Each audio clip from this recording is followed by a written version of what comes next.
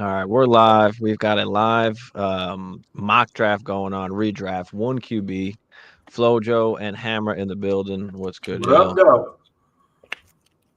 What up? Yeah, I figured it's a good time to talk a little redraft. We're on Wednesday night this week. We'll be on Wednesday night now going forward instead of Tuesday. But figured we'll talk some redraft. A lot of redraft drafts are coming up, so figured we can talk some strategy and talk about what we're thinking here. Coming into these drafts. Have any of y'all had any real drafts yet? Nah, not redraft, but I'll tell No. you what I'm thinking right here at the third pick with the sweet spot with Mm-mm. the double tier break with Bijan and my boy Jameer. No hesitation, no questions asked. Man, I might even take Bijan at two. I mean, excuse me, Jameer at two. Um, if Bijan went at one, right? But probably not the smartest idea. You know, I love some RBs. Hammer. It's been a minute. Good to see you. The taper Appreciate that, Flo. fresh, bro. Your shit is so crispy. Let's I hope got your a haircut today. can follow that fresh cut. Because if anyone looks crispy on the field, it's my boy Jameer Gibbs. We knew he was going to be awesome. Now it's just a matter of it. Are they still going to be committed to that run game? Is Monty going to eat? But it doesn't even really matter because they get so much work that Gibbs is going to get what he gets. You know what I mean? So my only concern was the split with Monty, but at the end of the day, he's still going to be top 5 RB, top 3, arguably, depending on how it shakes out. So Gibbs is a lock up there. And that's not even mentioning, bro, that they plan to ride this dude out in the slot, run a little bit more receiver. They seen him carry the load once when Monty went down last year, and we know what that looked like, bro. I think points per game, Stevie. I don't know if you got this, but I believe he was maybe in the 20s, bro, in that time span where Monty went down. So it was always a concern. Of course, that's why he was getting pushed down a little bit. Want to But my keep him man's electric. fresh. They use Yeah. him more in the passing game. And they already seen what it looks like. My man holds down that RB1 spot solo. It's a wrap, bro. Lights out. So we'll see what's up. I feel like too, it's a good time. I feel like it's a good time to point out that the redraft strategy from Dynasty is so different. And I remember when we first started doing Dynasty, you really had to shift that mindset. And we've talked about this on previous shows where, there's certain guys that are going to go in these first 2 rounds that wouldn't even be dreamt about going in the first 2 rounds of a Dynasty draft. So really it's that mindset shift of it's one and done. Basically, you're going for it. It's one and done. So I really think the mindset shift is definitely something to point out as compared to those Dynasty drafts. That's a Well, what good are you point. guys feeling about round one? Like going into round one, obviously depending on what you're drafting, can determine a few things. But like, what do you feel is like your best pick going in, to this number one? Like I know you went Gibbs there, Flojo. Like I went Nico with my pick. I really like a hero almost wide receiver strategy. I feel like there is some good running back depth as well. So I feel You like know, you could wait also a little bit on running backs, or even in second, third round. There's still a ton of good running backs. Like I could go running back here if I want to, or I can double up on wide receiver here, which I am going to do. of course you are. I was gonna say, Mhm. bro, if you're talking about RB's second, third round, cool, I'm with you. But depth at the RB position, bro, is not a situation this year. And I can't do it, Stevie. We've been down this road a million times. You stay just rolling like I'll do it and I'll do it good because I got that receiving core, bro. But I can't mess with that strategy, bro. Like 2 or 3, I'm with you. 5, 6, you want to start rolling the dice, and RJ Harvey's your RB1. May the gods bless your squad, my boy. Oh no, that's a little different. Obviously, in redraft, like I'm more adept to obviously getting running backs because you do need them, right? Now, in this year's at least draft, I feel like I like the running backs a lot better in the 3, 4, 5, 6 range than I do the wide receivers. Mm. I think it's so interesting because this where the tiers come into play, because if I'm not getting the Bijan, the Gibbs, or the Saquon, I feel like I can kind of roll with your strategy, Steve, a little bit in the sense that I don't have to necessarily reach for a RB. If I could get a combination of RBs to make up for that production in rounds 3, round 4, I feel like I'm okay if I'm landing 2 essentially wide receiver 1 upside type guys. You know, obviously you got Nico there, Drake London, you know, with Penix, that remains to be seen. So I feel like it really also depends on your draft slot, right? That's also a factor in your strategy, because if you're in the 1, 2, 3, you're going to get one of those hammer running backs for a redraft strategy. If you're on the back end, you might have to shift your strategy and do what you did, where you double up on the wide receiver and then figure out your running back in the 3rd round. Pause it real quick, Stevie, because I think this is an interesting spot, especially where I am right here. And I'm not taking a tight end early. I know, you know, people want to call it a positional advantage. For me, it is not how I draft and it's not how I build teams, right? It could work for some people. That's not my Steve. I'm at a point right here where I'm not taking a quarterback either, right? So if I'm going late QB, late tight end, I better build a nice squad. I wanted a positive draft in particular to bring up a really close call, and I want to see where you guys are at, because right now, bro, I'm leaning Chase Brown over Jonathan Taylor. And that I don't think was a question before. Like, for me, Kyren is like a soft tier break. But in this spot right here, like, Chase Brown is he's going to be in the 2nd round. I believe by the time you guys draft next week, as well as when I draft in 2 weeks. But are you taking a player like Chase Brown over JT? Because that is 100% what I'm going to do here. And I want to know if you guys are at that spot yet, or if you're considering, because to me, there's no receiver, maybe Garrett Wilson, but I'm not doing that. But to me, it's between Chase Brown and Jonathan Taylor. And to me, it's almost an easy Chase Brown. At Hammer. Yeah, I was actually going between Kyren and Jonathan Taylor because I like the touchdown production upside. I know with Joe Burrow, they got the 2 big guys, so that might lighten up some of the boxes for a Chase Brown. We saw what he was able to do last year in a more expanded role. So, I mean, Jonathan Taylor is not going to give you as much receiving upside. That's where I think I can understand you leaning towards Chase Brown and getting some of that receiving upside. Jonathan Taylor gives you extremely limited upside. But with the quarterback situation in Indy, I don't know. That they may lean on Jonathan Taylor a little bit more as opposed to Chase Brown, where they have the other 2 weapons, as well as Joe Burrow. So I would lean Jonathan Taylor here, just because I think the double-digit touchdown production is almost, I don't want to say guaranteed per se, but I'm looking at double-digit production upside, whereas Chase Brown, I'm going to get a little bit more of the receiving. So it really depends on what you value a little bit more touchdown upside or a little bit more receiving upside with Chase Brown. Yeah, I'm fine with Chase Brown there. I mean, he had 54 catches last year, and he wasn't really the dog for a little bit. So, I mean, yeah, I'm good with Chase Brown there. For me, it's kind of either between Chase Brown, Jonathan Taylor, or AJ Brown even on the wide receiver side. So yeah, I don't mind you going Chase. And I mean, to touch on, That's probably what I would do also. Given your situation, you get Gibbs and then you get Chase, and you've got your 2 RBs like locked up. But so going back to JT, right? You mentioned lack of weapons and QB play and him being a priority in the red zone. You also have to factor in, bro, is like, how often are they going to be in the red zone with terrible QB play, right? So where is the opportunity there versus the Bengals that are probably going to average 30 points a game this year? And I think you made a good point, obviously, with Chase Brown's PPR upside. But, like, I'm a little worried about the Colts, bro. Like, AR, we don't know what it is. Dimes is dimes. Like, how often are they going to be in positions to score TDs versus a Bengals offense that's going to be top 3 in points per game? Yeah, and we talk about that a lot too, where you look at the guy that you're going between, and you're like, what's the opportunities going to look like in the red zone for scoring chances and stuff like that. So if that tips the scale in your favor, I'm all for it. I mean, I like Jonathan Taylor, but they've got to throw him the ball more. If they, treat him more like they did the first 2 years, where they threw it to him, like, it feels like a lot more.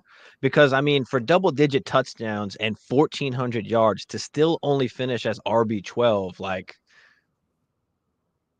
I know he missed a couple games too, but, that's the receiving upside we're talking about, right, or lack thereof. So I know I just said I ain't going QB early, bro, but after Garrett Wilson went, in my opinion, and I'm curious what you guys think too. So like that That's the feels like a pick. big tier break for me at receiver. And I'm just like, I'm looking and I'm like, like I ain't feeling nothing, bro. So I've rarely drafted from the 3 spot. And in that position where you don't love anything on the board and JA staring you right in the face, it feels really hard to pass on a player like Josh Allen, bro, where it's like, do we know who his number 1 receiver is? No. James Cook just got the bag. That offense runs through him. And everything that happens in regards to production from an offensive standpoint is because of Josh Allen. And the dude is as safe as it gets, bro. And in the 3rd round, it's exactly probably where he should go. That's his ADP. It doesn't feel like there's much value here. But based off of what was off the board and me wanting to maybe go receiver here at Garrett Wilson, and he went, it was kind of an easy call with Jay right there. I always feel like there's so much more depth at the wide receiver position overall, just historically, that you could get that one stud wide receiver, which is pretty much what I did. And then you could fill in the gaps with guys that are, wide receiver 2s on teams that have tremendous upside. So I kind of like what you did there. Also, too, Josh Allen, you're getting running back you're getting basically RB1 production in your quarterback when you look at it. So you basically got 3 RB1s and a QB1 in 3 players. You really got 4 players in 3. Stevie wants to go JD. Do it, bro. Do it. I thought about it. So in the 3rd round, like I like going after the 4 elite quarterbacks, right? Josh Allen, Lamar Jackson, Jaden Daniels, and Jalen Hurts. Those are the guys that I want. And if I don't get those guys, I'm waiting on QB until really, really late. So I can go either JD or Hurts here. I'm gonna go with Hurts. Because I think he's going to throw the ball more. I think he's guaranteed to get into that top 5. And JD was top 5 last year too. But the tush push ain't going nowhere. I do believe he's going to throw the ball a little bit more this year. So that's why I'm going to go with Hurts. But they are one and the same for me. So it's either Hurts or Daniels there. So you think Jalen Hurts has more passing attempts than JD this year? I don't know. I like Jalen Hurts' weapons way better than I do, Jaden Daniels. Now, like Hurts has just been a solidified top 5 guy the last 3 years. I know he was 8th last year, but I feel like those passing touchdowns are going to go up a little bit this year. Double-digit rushing touchdowns, and again, it doesn't matter. Like they're very equal to me, so I either pick either or. I picked him because I figure it'll drum up the conversation of all right, who are we picking or why are we picking Hurts over Daniels, and it's just because I believe he's going to be a top 3 quarterback. And I think Jaden Daniels has that same upside, but he's now going into his 2nd season. Do we see a little bit more growing pains? Do we see defenses kind of gang up on him a little bit more now? Kittle in the 4th, bro. Like, if there's one tight end that I'm willing to take early, it is just George Kittle in the 4th. Yep. We talked about that last year, bro. Like, he might be the best value at ADP of any player in drafts this year. Because I believe he is a wide receiver 1 on the Niners, and I think that's the real deal. So that is the one tight end that I will look to target in the 4th round, depending on how my drafts go. But I'm curious to what Hammer thinks in regards to Jalen Hurts and JD and who he would have took there, and then also between Josh Allen and Lamar Jackson, because I feel like both of those are decent conversation. Yeah, I'm probably leaning towards Jaden Daniels just because I think there's another gear there. With Jaden Daniels, I think there's another gear to reach. With Jalen Hurts, Steve said everything, and I'm a Jalen Hurts guy. I have him in a Dynasty league, and I'm more than happy with Jalen Hurts being that, like Steve said, a consistently top 5 guy. He was 8th last year, but the production you're going to get. It's just the passing is so underwhelming at times. And now they added Saquon Barkley, so that was, I could see why the passing was even more underwhelming than it's been the last couple of years. So. For me, I would lean Jaden Daniels there because I do think that he has another gear to reach, whereas I feel like we kind of know what Jalen Hurts is. And the fact that they have a Saquon Barkley leads me to believe that it's going to be more of the same 7, 8-ish, where Jaden Daniels was 5 last year. He could be in that 3-4 range this year. So I think Jaden Daniels has a little bit of a higher ceiling than Jalen Hurts. Hurts in a bad year with the least amount of pass attempts, I believe, that he's thrown in a season, still finished, as 8. So that's like pretty much the flourish, the way down floor. So that I don't know. That's why I like Hurts a little bit more than I do Daniels. But like I said, they're pretty even there. Now I did go George Kittle, which I didn't love because I really wanted to take a running back, and I was going to take Kamara. But it's hard to pass on like that elite tight end. Like Kittle could finish as tight end 1, and you're getting them as the 3rd tight end, off the board. I mean, I love that. I think like Hurts does feel a little bit safer than JD because you feel like he's going to rush for 8 to 10 touchdowns. Like, I think he's done that. If you want to pull it up again real quick, Stevie, has he done that every year for the past 3 years? Yeah, we're talking even back to his first season he played fully 10, 13, 15, 14. So it's insane. Yeah, so like, and that's kind of where JA kind of leveled up, right? With the same essential play as the tush push. They don't do it as pretty, Right. but my man still gets it because he's 6'5", 240, and he straight bucks everybody. I like what Hammer said when it comes to Jaden Daniels, bro, because we don't know what that full upside looks like. Similar to a player like Chase Brown, right?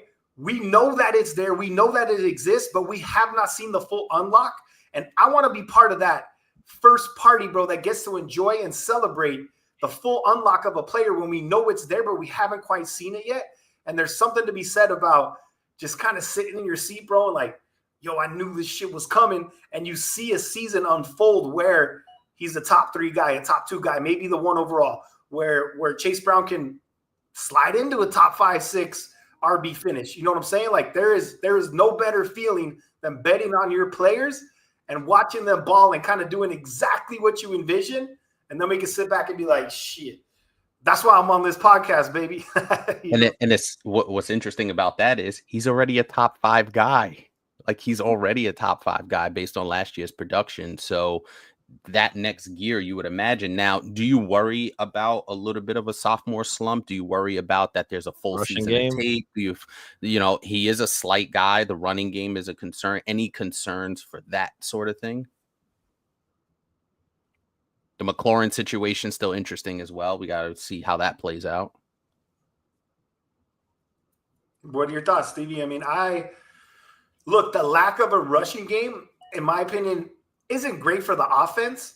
But if we're looking for the full unlock, it's 3rd and 6. My man's going to get 12, right? Maybe they start sprinkling in and drawing up some more design runs. Jaden Daniels runs smart, bro.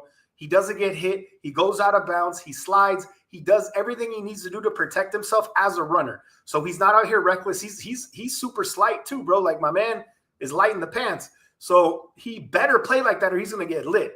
So the lack of a rushing, an RB on that team that's really going to make an impact. Like I feel like Brian Robinson, bro, is as nasty and as gross as he is and how much you want to throw up in your mouth when he's on your team. Like the dude's going to do his job, right? He's going to get those tough yards and he's going to score touchdowns, within the 3-yard line. You know what I'm saying? Like that's about all I'll give him.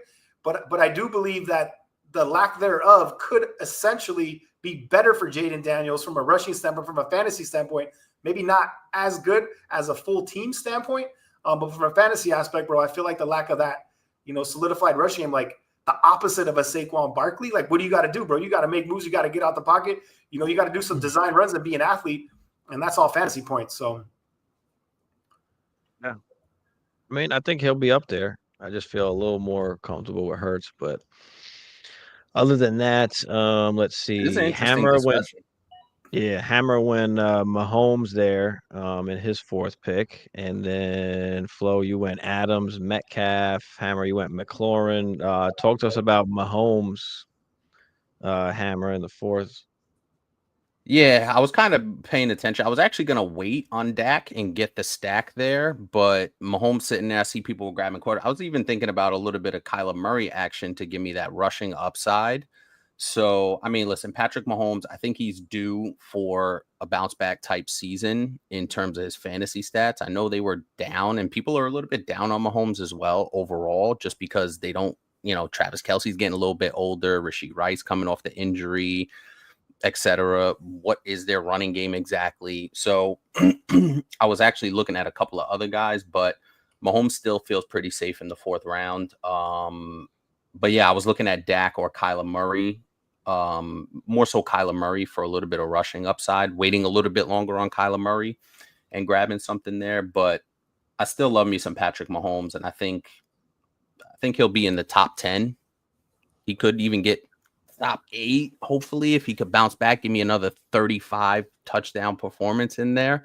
But yeah, so that's where I was looking there. And then McLaurin's interesting because I think he will play for the Commanders this year. I think he will play for the Commanders this year. I know he ask for a trade.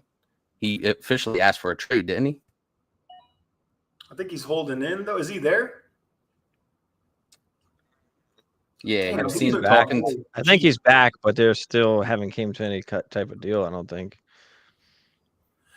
I mean, yo, is that not? I mean, the dude took Judkins. I don't know who, whatever. Yeah, I don't know. Kinky psycho. Well, that's the quickest. That's the earliest I've seen Bo Nix go.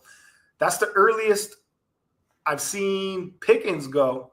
I guess he's going around maybe the 6th, but like Nix and Judkins, I love Bo Nix, bro, but it feels a little bit early. I don't know if it's thrown out this draft a little bit.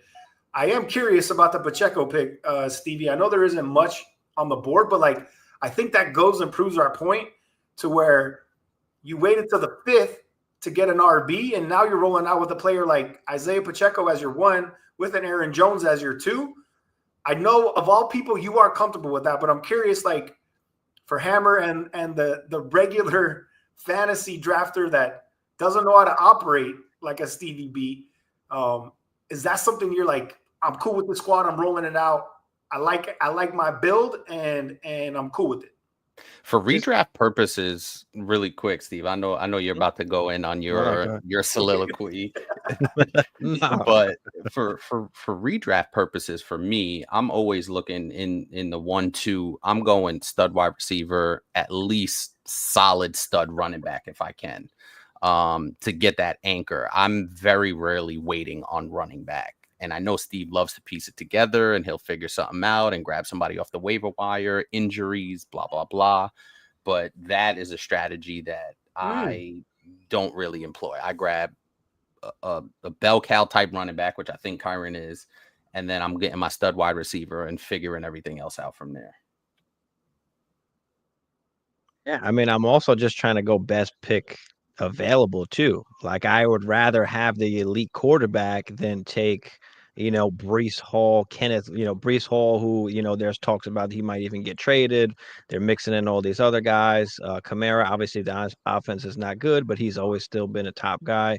Kenneth Walker can't stay healthy. Like I don't love the running backs in that range where I'd rather take advantage and get a top quarterback and a top tight end in that situation. I really did want to go running back, but running backs got eaten up and nothing really fell to me where I love that I'd rather have over the advantage of Jalen Hurts and over the advantage of George Kittle. So I might be a little bit light at running back, but do I make up for it with 2, possible top 10 wide receivers, a top 3 quarterback, a top 3 tight end? Right. So I'm trying to make up for it in other areas. And then these guys have some upside as well. And then there's still more picks to go. So I've got to find that, that running back that, could be that league winner that happens really late, whether that's Tony Pollard, with no Spears, and maybe that offense just transforms with Cam Ward, right? Is it Travis Etienne later on, who got all first team reps? Is it Javonte Williams who, same thing. Nobody really believes in him, but he's really the best guy in that room. Is it Jordan Mason, who Aaron Jones is, sometimes can get injured, but Mason could have a big role in that offense as well. Like I'm fine rolling with those guys if I've got, elite production at the other position. So that's how I felt about this one. I really did want to go running back earlier, but I just felt like I couldn't pass up Hurts or Kittle, in those rounds. I mean, I think there's always. Go ahead, Flo. No, I was just saying like that, like legit, as you're talking through it, like made a lot of sense, right? Because I think when you're going onesie positions back to back, you're going to struggle somewhere, right? But in that place in the draft, based off of players surrounding, that area like a Breece Hall or Alvin Kamara. Like, I get why you did it, and talking through it makes sense, like logically. But for me visually, when I open up my app and I'm like, all right, let's see if we're going to do work this week. I'm like, oh shit, Isaiah Pacheco and Aaron Jones. Like, I feel a little queasy, bro. But like I said, talking through your strategy helped. Go ahead, Hammer. And then I want to ask a question about one player, and then I want to talk about another player. So maybe if you can hit pause when it gets to me, Stevie.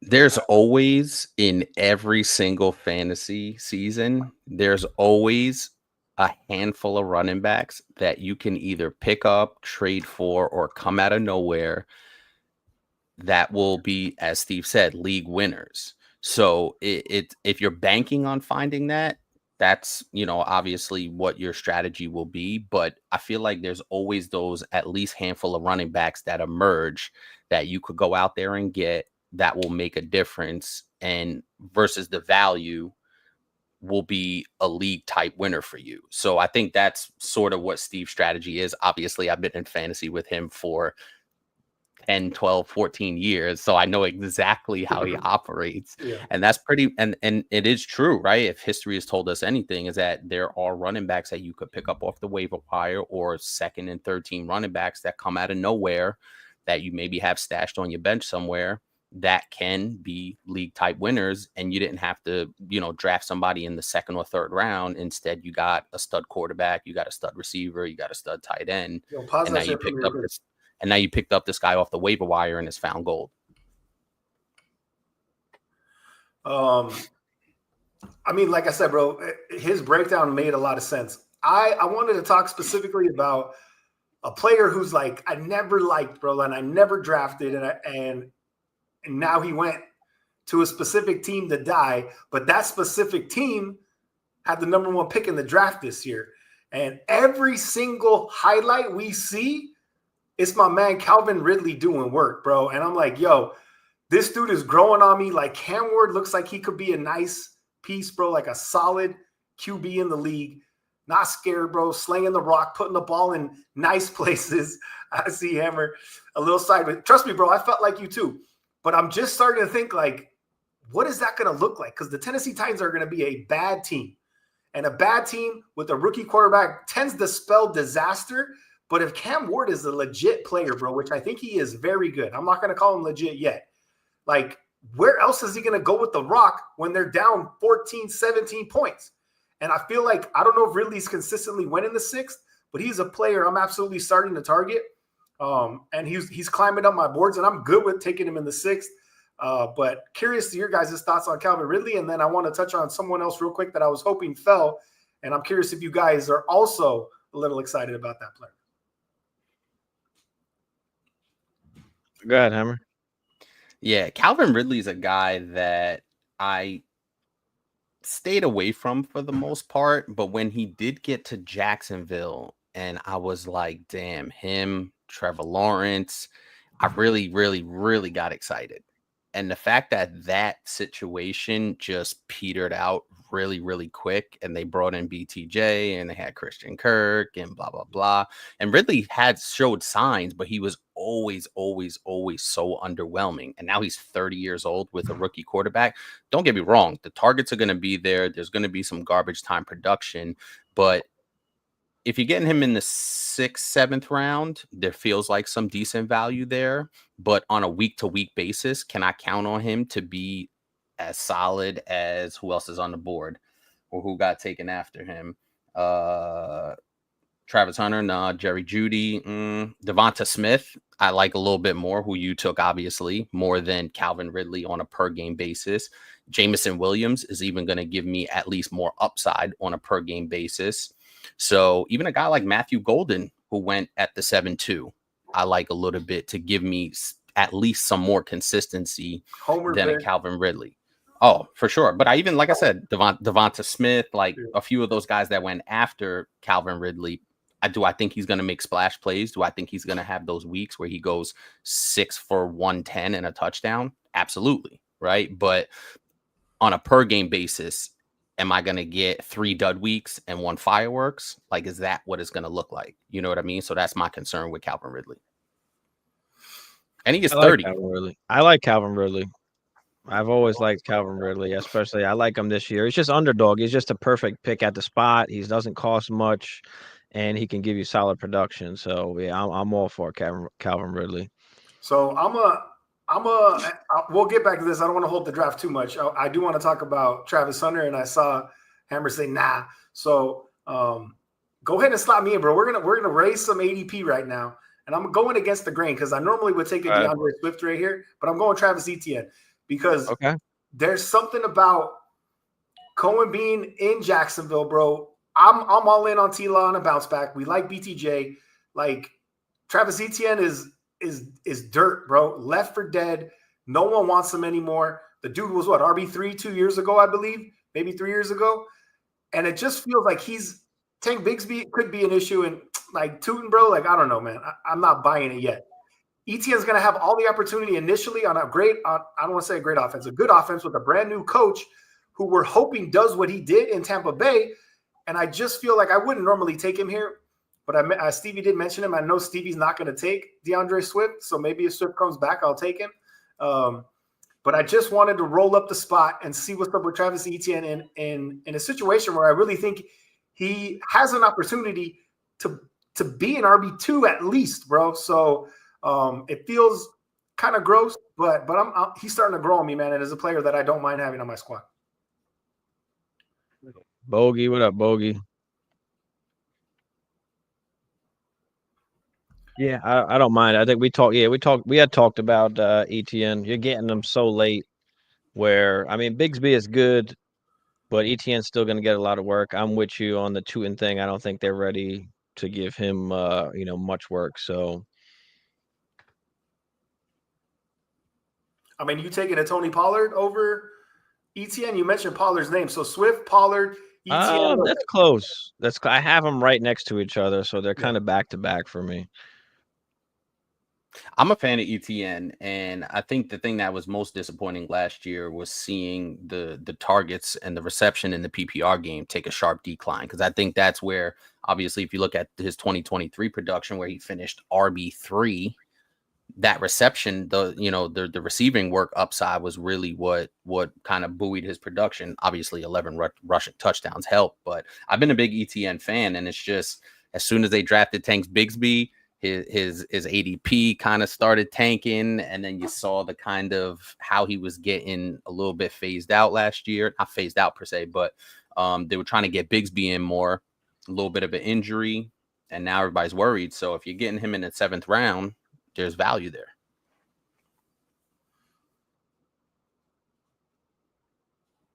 Okay, so as it's coming back, Steve, you can make his pick.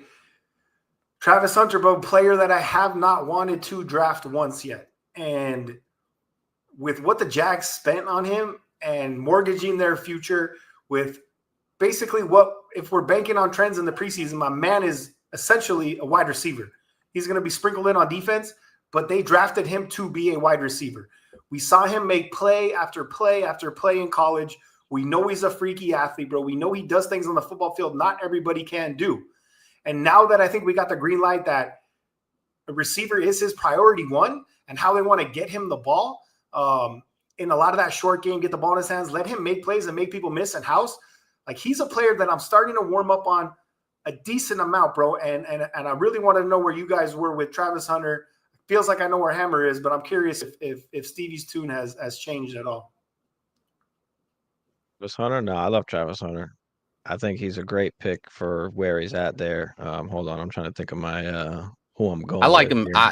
Just to fill in some of the gaps. I think he's an amazing athlete. I'm just curious about what they're actually going to run him out there as, and if he's getting. And we talked about this in previous shows. I think even leading up to the draft, where if he's getting 70-30 offensive splits, 70-30 offensive snaps, I'm comfortable with that, especially at the position he's in. Is he going to get something close to 60-40, 55-45? So I kind of want to see what that looks like, when the real games start. But if he's getting out there 70% of, his snaps are on offense, then I'm more than comfortable with that. I love the player. I'm just curious about the role he's really going to play and what that split looks like. I think that game even kind of showed you something, at least on the defensive side. Like, bro, you gotta tackle, right? And I know he missed a tackle, and like they were showing all that, Everybody wanted to show it. Yeah. but it just kind of shows, and especially when he was out there at wide receiver, he just looked good. Like he just looked like a wide receiver. So I think that they're going to lean playing him a lot more, on offense. They might have some certain packages on defense, maybe that he comes in on. But I do think, and I do hope that he does play the majority on offense, because it looks like, that's what they want him to do, and that's what he kind of looks best at doing. So I'm bummed my boy Slick Rick right there, bro. Like 100% a dude that I scrolled down and I saw his name. I was like, okay, no problem. We went over Slick Rick quite a bit already here, but you talk That's about my Kittle, right? You talk about Kittle being the wide receiver one. I do believe that is true, but I also do believe Slick Rick can have easily a top 24 season, like very easily, bro, with top 18 upside, without a question, bro. So lock me in for some Slick Rick, and I hope this falls to me. You know why, Stevie? Because I'm doing this next pick just for you. I already know what you're doing. I was thinking about taking him where I was at, honestly. Damn. But look, if there's one dude that was on him, obviously he's Dynasty life, bro. It was Stevie Early, and I have to give props to you and to Hammer for saying, quit messing around, Flo. Pull the trigger on that deal. Don't counter for more. Guess what I did? I countered for more. It got rejected. But this, like, I think it's crazy because I think you foreshadowed it too, Steve. You're like, well, what happens if something happens with Godwin, bro? What if there's a setback? And literally like a week later, it's like, yo, Godwin had another procedure, this full straight setback, and Ibuka looks unguardable, bro. And he's bigger than I think most people think. We know the technician, dude's routing people up. And what did I get him? 8'10"? Like, I feel like he's going to rise a little bit. And that technically per ADP was a reach. But like this dude we were worried, like, when is he going to get his shot? When is he going to get his opportunity on the field? And like, yo, that's week 1. You know what I'm saying? So like, I think he's a player, bro, that I'm all in all of a sudden now. And I just basically, jocked your guys' coattails and hopped on board. And now, now I'm waving the flag.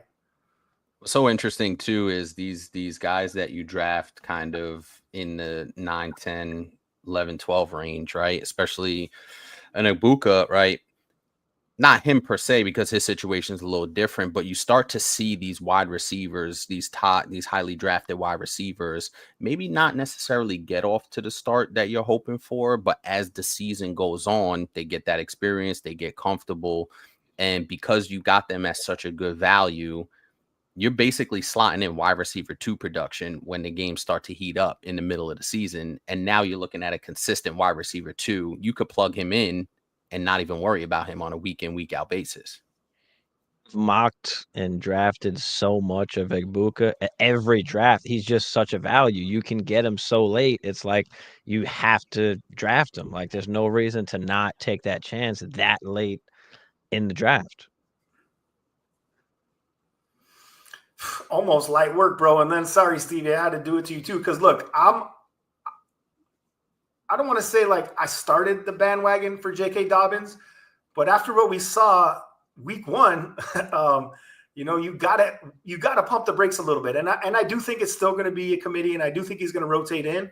But I'm pretty sure my man got no run with the ones, and I don't know if that's because it's a veteran thing, and I don't know if his ADP is going to continue to fall because of that. I do still like the fit, and I do like the player, and I think he has a little bit left in the tank. And based off of ADP, I do still think Dobbins is a value in comparison to RJ Harvey. I might be underestimating RJ Harvey, bro, and that's a player that I haven't jumped ship or turned the corner with when it comes to players that I'm drafting. So absolutely could be wrong on RJ Harvey, but I probably would have went Dobbins normally there, but I went Jordan Mason just because, like, what is my man going to get you, 60 and a possible TD every single week, like, until your boy goes down. They So want to spell Aaron Jones. They do. He can't play all of the snaps. They want to, spread it out a little bit with him so that he can stay healthy. And there's going to be a good offense, at least we hope it to be, as it has been the last few years. So you want those type of players, those type of running backs. okay, so Dobbins did go. I'm not a fan of Dobbins. I just don't know what the fuck Sean Payton's gonna do. You just never know. You never know. I mean, everybody is Alvin Kamara to Sean Payton. I mean, the last 3 years he's brought that shit up with every running back that he has. So I don't know. So then what are your thoughts on Harvey, bro? Like, are we buying in? Should we be buying in? I mean, we talked about it last time, Steven. I know you mentioned you don't love Harvey, especially in Dynasty because he's 24.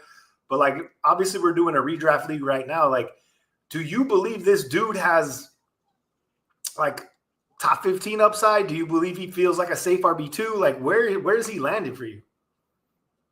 1 second. Let me make this pick real quick. I know I'm always talking to you on the clock. What about you, Hammer? That's the thing. Sean Payton, I don't know how much I can trust him. And I think that's such a key. And for me, I don't know how much stock I put in the preseason stuff because we've been through tons of fantasy drafts. We've been through tons of preseason. You see a bunch of stuff, you hear a bunch of stuff.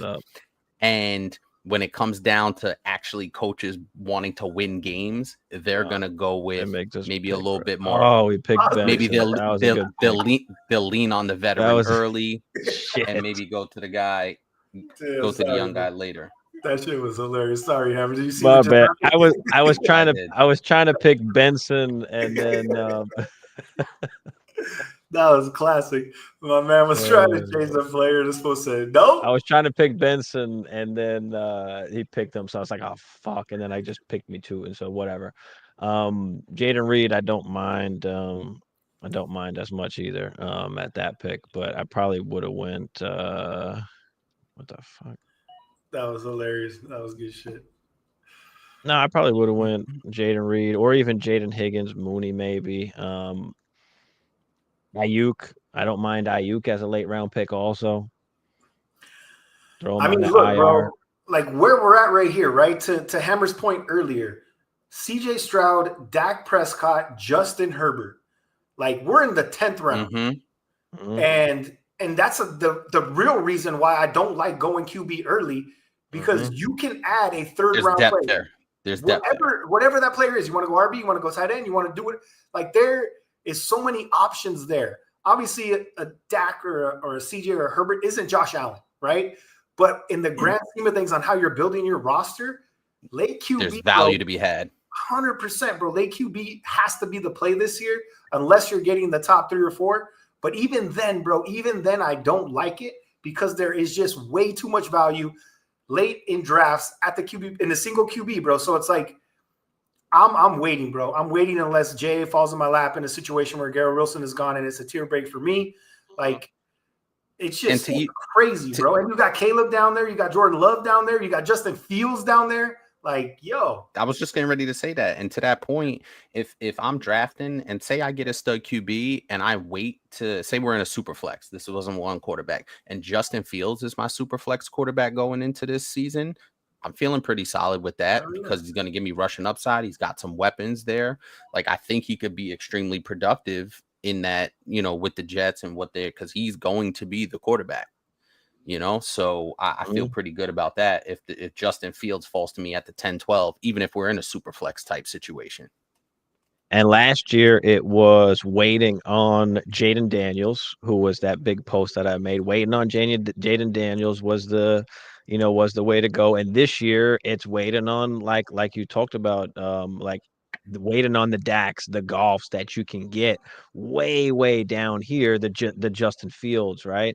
That you can get way down later in the draft, So, if you can't get one of those elite top 4 QBs, I would say, and even still, sometimes it doesn't feel great because you see some of these other guys go off the board so late that you're like, damn. That was the mistake I made here. Right? I should have waited and got that. Yeah. Right. So for me, it's either top 4 guys, or you're waiting until the end, for one of those guys that can still put up Patrick Mahomes like numbers. I mean, Dak Prescott, where's he at? Did somebody pick Dak yet? No, he's on the board. Nobody. Like He's on the board. Dak is still on the board right now. You look at Dak Prescott when he's healthy. 8, Pretty damn 3, 2. I mean, every season that he's healthy, he's giving you top 10 like production. So, to wait on a guy like that in an offense that now he probably has the best 2 wide receivers he's ever had, other than Amari Cooper and CD at the same time. But, CD wasn't as polished as he is now. And Amari was, kind of on the back end there at the end. But yeah, man, I couldn't agree more. And that's what I was looking, because I was kind of paying attention to what we were talking about, looking at the draft. The clock was ticking, and I wanted to wait on that Dak Prescott, even Kyler Murray. Now I know Kyler went at the 8-4, but I took Mahomes at the 4-7. So that was the mistake there, where I could have waited, picked up a Kyler Murray, got some rushing upside, or waited even later, got better value, and picked up Dak. I do have CD Lamb, so that stack would have been really nice. So that was definitely the move there. And to Flo's point, the quarterback depth is there to be able to wait. And you could slide in a DA, you could slide in a DK, you can slide in one of those receivers. I know you ended up getting Terry. You could have got a Chuba, right? James Conner, Travion Henderson, the talk of the town. So these are all players instead of a Mahomes in that spot. I think for sure, based off of everything we just said, fills out that roster a little bit better than a Patty in the 4th. I think people start, and this is also definitely something for the channel, is that you don't necessarily have to panic if those first 3, 4, 5 quarterbacks start coming off the board, because there is depth and there is guys that you could get down there. Like, I would have been more than happy with Kyler or Dak. Like, those were pretty much my 2 targets for this particular team. I should Dak in the 11th, bro. Sign me up. But yeah, I mean, other than quarterbacks, when we were talking about also waiting, the tight ends, I feel like Bowers and McBride just go way too early. I don't feel like they actually went early here. They went kind of late compared to typically what you see with Bowers and McBride. But if I can't get the Bowers or McBride at a good price, if I can't get Kittle, then I'm waiting on tight end, and I'm going pretty ugly. I'm waiting for the Jake Ferguson, and if I don't get him, I'm fine with rolling with Kyle Pitts. There it is. It's the Kyle Pitts. It's the annual Kyle Pitts. At that price, I'm good with rolling with Kyle Pitts. If I got to go extremely ugly like Hunter Henry. Hunter Henry's your boy. But yeah, that's if like shit really hits the fan and you gotta wait. But bump that. I'm taking a Dallas Goedert. I'm taking a Jake Ferguson. Bump Hunter Henry. Shit, I'll take Isaiah Likely at this point. Best last pick, bro. And hopefully he's here. But this is a player, bro, that we need to talk about, especially for redraft. And it's gonna happen. And if it doesn't happen, please keep your eyes open for one of the oldest dogs in the league, one of the baldest dogs in the league, one of the best beards in the league, linked up back to his old. Keenan. Come on, baby. Mm-hmm. Yep, I like that. I like that. Like, all day, dog. Like, Keenan is straight up a supreme value, and he'll probably get sniped now if people are actually listening and drafting. But like, Keenan Allen, where is he? He's 158 wide receiver. He's probably way late down there. Nino says Dak late is always the pick. Yeah, bro. That's it. But yeah, if you can't get one of those top guys, like, waiting is the way to go. And I feel the same way at tight end, really. What do you guys feel about tight end? Like, I know you took Hawkinson in the 6th here, which I don't really mind. I think Hawkinson does have a big bounce back season. But yeah, what do you guys feel about tight end as far as Bowers, McBride, Kittle, those top guys, the middle guys? Like, are you just waiting altogether? I know you waited all the way for Kincaid down here, Flo Joe. I mean, I only took him for the mini stack, but I haven't drafted Kincaid once. But like, in regards to potential upside, like, Kyle Pitts, you got to believe a little bit. I love Michael Penix Jr. Kincaid, like, hasn't shown us much. I don't have much faith. I'm down to drop him with the quickness, though, if it ain't what I like. But I'm 100% punt. I like Elijah Arroyo, bro. He's a dude I'm okay with. Brenton Strange is another dude that I'm completely fine with. taking him in the 15th. Like, I ain't tripping on tight end ever.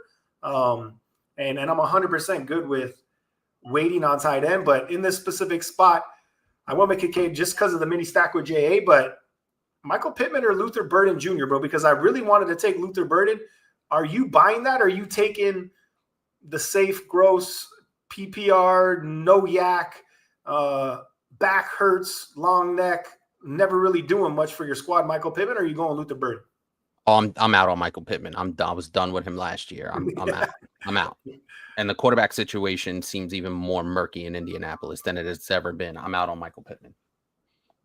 I mean, I like Warren. I like Downs. Again, what is the offense going to look like? Now, Pittman was hurt also, so like that kind of plays a factor a little bit as well. Like, I do like Pittman. I think he could have a bounce back season, but with the emergence of Josh Downs, with Tyler Warren there, Jonathan Taylor, like, is there enough to go around to, for him to have that upside? Now, getting drafted where he's drafted right here as a wide receiver 4, 5, 6, like, I mean, it's worth the gamble, at this point in the draft. Like, I don't mind it, but but speaking otherwise, like, no, I'm not really like interested in Pittman, but I'll take the shot. Luther Burden is one that, if that offense is good, how we think it's going to be, and an injury happens to, DJ Moore or Odunze, like, does Burden step in and play a big role? Like, I think that's for sure a possibility. So I love taking the stab that late in the draft on a guy like Burden as well. I mean, they're saying he's flashing in camp, bro. Like, he's doing everything that we saw him do in college when it comes to, making plays after the catch, making people miss, bouncing off tackles. Like, I like Burden, bro. And I do have him on one Dynasty team.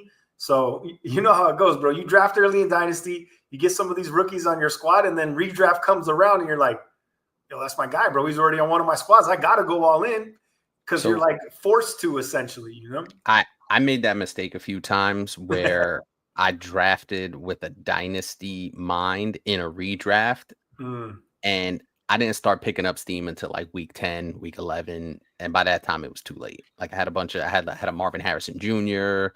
I forgot who else I had. I had a couple of really young guys that didn't really start picking up steam till late. So, but if you're drafting super late here in the 12th round or the 11th where Burton went, that's okay, because you're not relying on him for that consistent production. If he starts to flash, then you could pop him in there. So I'm good with that, especially that late round type flyer where you're looking for lightning in the bottle. I mean, that's where I think you take shots, right? Yeah, I'm not taking a shot on Michael Pittman. No, I'm good. Michael Pittman needs an epidural, bro. No, right. No. Now, when I spoke earlier about how I was kind of thinking with the Jalen Hurts and the George Kittle picks there, how I just kind of felt they were best on board, I wound up getting Pacheco, Aaron Jones, Javonte, what should have been Trey Benson, and Braylon Allen. And I like that room, and I would feel comfortable that at least one of those guys, turns out to be some solid production. And I know if Aaron Jones is healthy, I'm getting solid production. Pacheco's giving me decent production, but it's just hard. Like, the advantage of Kittle to, let's say, Kincaid is 16 to 6-7 points, right? So having that advantage, does that make up, for the running back room with some of the upside that some of those guys do have? I mean, I love the Braylon Allen pick, bro. I recently made a quick little post on him, and look, man, I'm kind of torn because I had Brees on a couple of dynasty leagues, and it was a dude that I was buying. I think everyone was buying, obviously, if they could. And like now, like the cryptic like statements, bro, of like this coaching staff didn't draft me. This is a 1A, 1B. You look at that. I know it's just one preseason game, but Braylon Allen, I think, looked better than Brees in that preseason game. And he's a big body dude, bro. And I think he's going to get a lot of run. And to get him late in drafts for the dart throw and the potential of having like a Jordan Mason light, bro. Like, what if they do a legit 1A, 1B in the 12th round, right? We talk about a Brees in the 3rd. You're kind of like, I think I'm rolling the dice on a Braylon Allen in the 15th.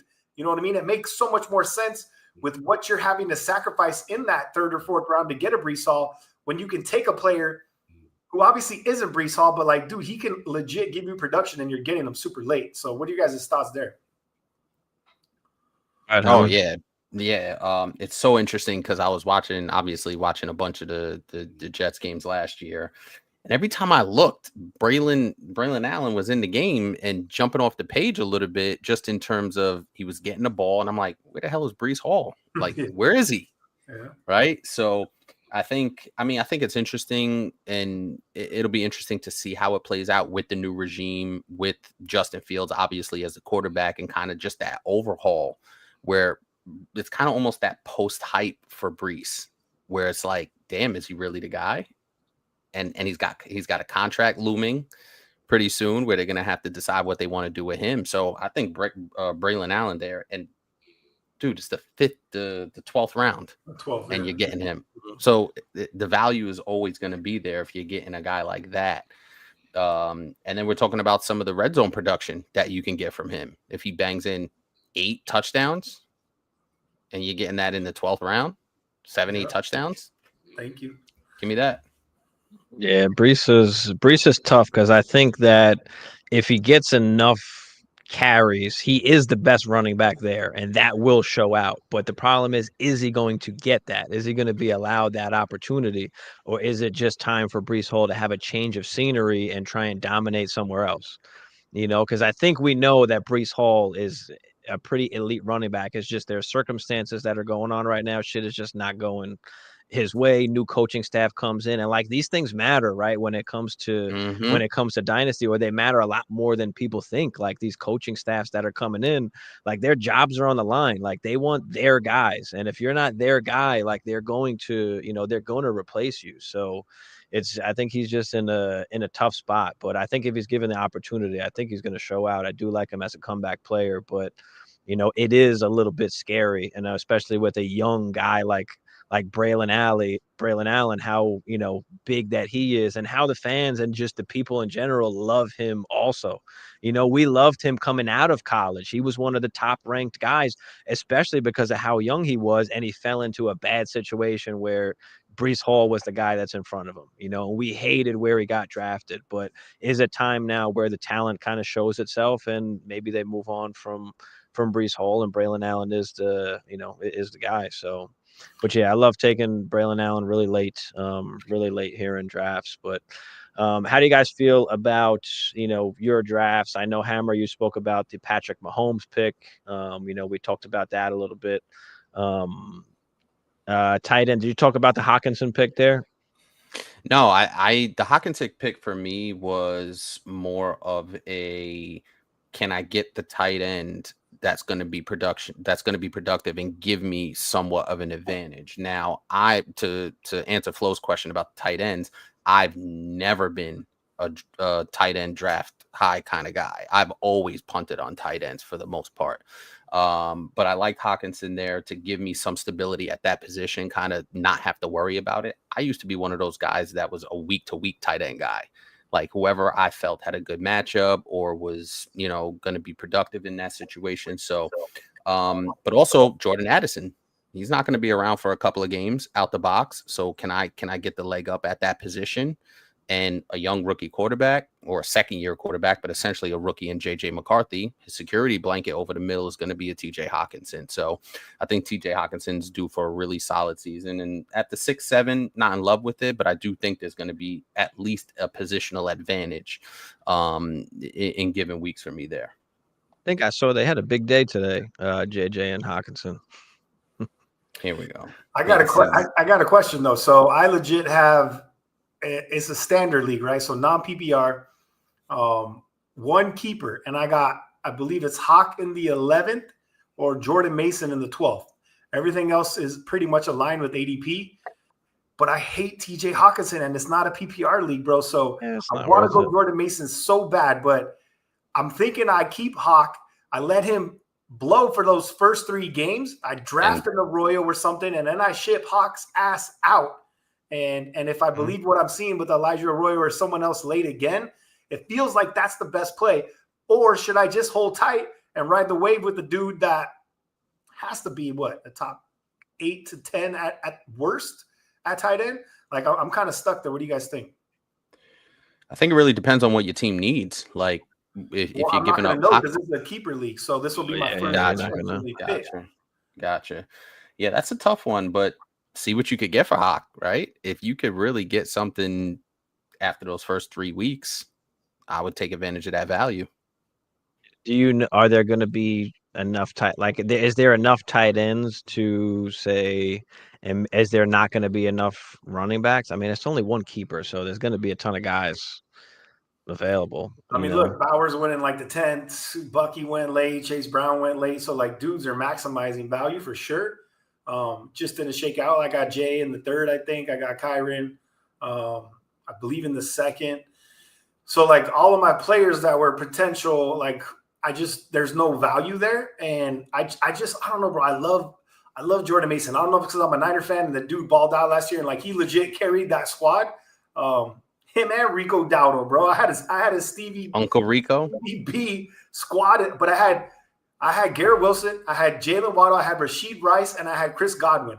So when Godwin and Rashid went down, my season was over, bro. And I was scrapping and fighting, and Jay carried me through so many games. And I was just like, and Jordan Mason too, bro. So like I was in a spot to where I battled. I didn't make the playoffs. I think I lost on the points tiebreaker. But like the squad, it was heavy receiver, but it just didn't pan out. But now I'm in a position of like, what do I really believe about Jordan Mason and his role, especially in a standard league where we're banking on touchdowns and not necessarily receptions? Like to Stevie's point, is this dude going to have a legit 1B role solidified because they want to keep Aaron Jones healthy? And if that's the case, like Aaron Jones is pretty nice by the goal line, but like Jordan Mason's a hammer, bro. So if they're bringing him for goal line looks like, give me 50 and a touchdown every week, bro. Like that's a dub in the 12th round, you know? Like, but I don't know how late Jordan Mason's going. So I mean, I just feel you get the same production from an Evan Ingram later on, in the draft if you wait, instead of and just keep, because this is the thing. TJ Hawkinson's not going to be a league winner. Jordan Mason can be a league winner if Aaron Jones goes down. So for that reason, I'm taking Jordan Mason. Co-sign that for me, Hammer. Listen, if anybody plays for the Vikings or the 49ers, I'm having a hard time co-signing it. And those are the two teams I probably hate the most in the league. Obviously, Vikings for obvious reasons, and the Niners, we just can't beat them. So take Jordan Mason. Keep him. Okay. Let's answer some last questions before we get out of here. When you guys are waiting on tight end, do you lean Njoku or the rookies? I mean, for me, I'm waiting past that, really. I'd rather just wait past that and take, like I kind of said before, the Pitts, Hunter Henrys, Kraft, Kincaid. I don't mind either. Strange. Like, I'd rather just wait for that. And I like Njoku. I think he's going to be good. I just kind of like other players in that area like that I'd rather have, unless it's some kind of tight end premium, that would vault, Njoku to be more valuable. But what do you guys think about that kind of range in drafts?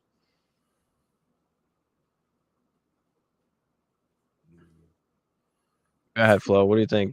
I think we basically described all of our strategies when it comes to tight end and quarterback. That's true. It's like, there's so much value.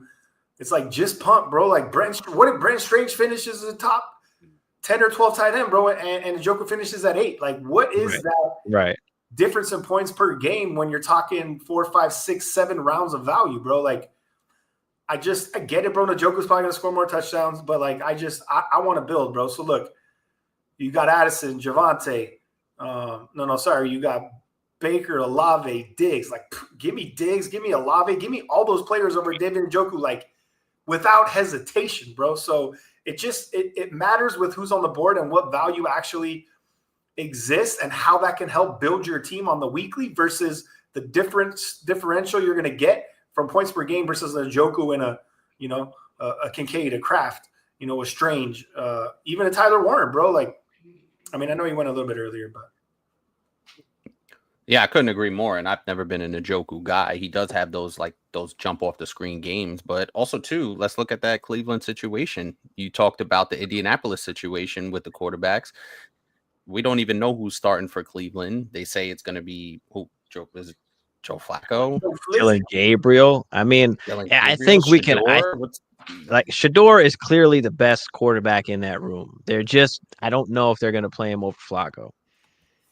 So it'll be interesting to see, but I'd rather wait. And we talked about the punting on the tight ends, just as Flo outlined. The value's just not there to take Njoku at that range and pass up on all the guys you outlined, Diggs, Olave, etc. All right, last question here from Derek. He said, would you rather keep McBride 8th round tag or Garrett Wilson 15th round tag in a 6-man league? Only 3 keepers. Other 2 keepers are Jaden Daniels and BTJ. I think it's pretty easily McBride. I don't know. I'm pretty sure you guys would agree here, but you want the upside of having that top guy in a 6-man league. You want that advantage in McBride over, a Garrett Wilson, who very well could have a great season, but I want the top guy in McBride. It's the positional value. Simple as that. Yeah. And plus, you got BTJ in the 16th, bro. So it's like, yeah, give me that McBride in the 8th, to Stevie's point. Right. Yeah, pretty easy slam dunk McBride here. All right. We're about to hop up out of here. Anything else you guys got to say or want to go into before we get out of here? Draft running back before the 5th, Stevie, in your redraft. Bro, I really wanted to. And if I was in a different spot in the draft, I'd probably most definitely would have. I don't know. I just felt like I was in a tough spot. And it was either Kamara or Kittle. And I just decided to go with the elite tight end. Steve, we actually have my home redraft league this Sunday. Steve, you down to I'm good for that. You down to jump on the live for that? Yeah, I'm good for that. All right, I like it. So we'll Flo, if you want to peek in and see, you'll really see Steve firing the live bullets and what he's gonna do. So yeah, but this is a different kind, and I probably do it for mine too, which is the next day. But Hammers is actually a 2 quarterback, not super flex, a 2 quarterback, which I love. Must start. So you have to start 2 quarterbacks. Yeah, so it is a little bit different. That's true. The strategy is but it is only like it's 2 running back, 2 wide receiver, 1 flex, and 1 tight end, right? Yeah, only 1 flex. So you're taking your 3rd QB in the 4th, 5th, like hands down. You don't have to. It's weird. It's been now it is a home league. And all home leagues are kind of different. And ours has been a little bit back and forth. Like sometimes quarterbacks go early and sometimes they fucking fall. So it's very tough to kind of, gauge. So you kind of just have to, see what is given to you and what's on the board and kind of determine from there what's the best route to go. But yeah. I'm going to be on some bullshit soccer field on Sunday. So I'll be thinking about you guys though. I wish I was in the live draft. No problem, Derek. Appreciate you for subscribing, guys. Throw the like out there if you haven't yet. If you're new, help us out. Subscribe to the channel. It's free. And hopefully you enjoyed. And we'll see y'all next week on Wednesday. Peace. Other than that, peace.